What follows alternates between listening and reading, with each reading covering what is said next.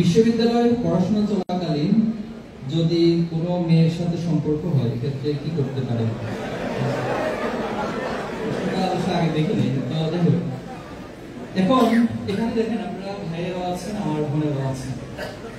আপনারা এই বিশ্ববিদ্যালয়তে সম্পর্ক তৈরি করার উদ্দেশ্য নিয়ে কে কে অ্যাডমিশন নিয়েছেন? হাত তুলুন তো।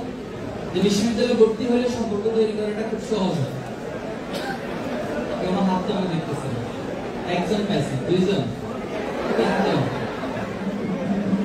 ঠিক আছে, আপনার ওকে। তো এই হাতটা কেন বলছি আমি? এটা হাদিস বলি, হাদিস দ্বারা উত্তরটা খুঁজে নিয়ে। আল্লাহ রাসূলুল্লাহ সাল্লাল্লাহু আলাইহি ওয়াসাল্লাম একবার মাজলিসে বসা ছিল। তো একজন হাত তুলছেন, হাত তুলে বলছেন, আল্লাহ রাসূল আমি জিনা করতে চাই, আমাকে অনুমতি দেন।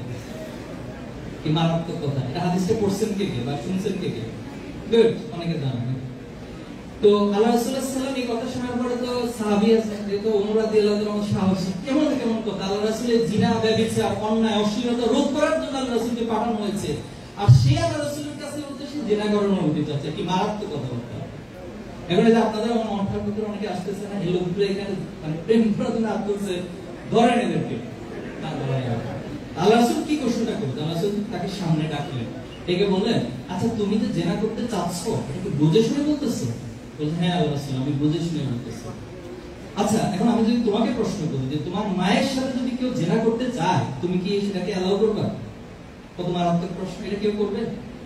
ওকে। তোমার বোনের সাথে যদি কেউ জিনা করতে চায়, তুমি কি সেটাকে অ্যালাউ করবে? বলছে যে না, এটা তো কোনো পাগল ছাড়া কোনো সুস্থ মানুষ এটাকে অ্যালাউ করার কথা না। এরপরে ওনাকে প্রশ্ন করা হলো, আচ্ছা ঠিক আছে, তোমার মা বোন বান দিলাম, তোমার কন্যার সাথে না, তোমার নিকটাত্মীয়, খালা, এভাবে সবাই নিকটাত্মীয় কথাগুলো বলবো। তো তুমি তোমার এই নিকটাত্মীয়ের সাথে কেউ জিনা করুক, এটাকে অ্যালাউ করছো না, তাহলে তুমি যার সাথে জিনা করবা সে কি কারো মা, কারো বোন, কারো স্ত্রী, কারো খালা, কারো নিকটাত্মীয় হবে না? তাহলে এতগুলো মানুষ তোমার সেটাকে কিভাবে অ্যালাউ করবে? আমার মেসেজ ক্লিয়ার? মানে হাদিসের থিম ক্লিয়ার? তো আপনি একটু নিজেকে কল্পনা করেন তো, আপনার বোনকে আপনি ইউনিভার্সিটিতে পাঠাইছেন, সে আরেকজন ছেলের সাথে এই ধরনের হারাম রিলেশনে জড়িয়ে গেছে, আপনি সেটাকে কি করবেন? লাইক দিবেন? পাগল লাইক দিবেন।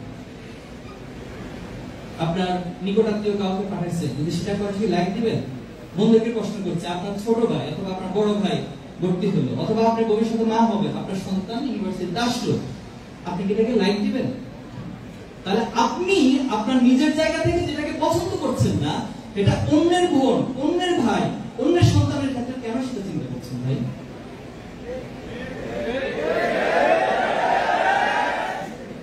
তাহলে আমি মনে করি হাইলি ম্যাচিউর, ঠিক আছে? আর তো সাথে যুক্ত হয়েছে জেন জি।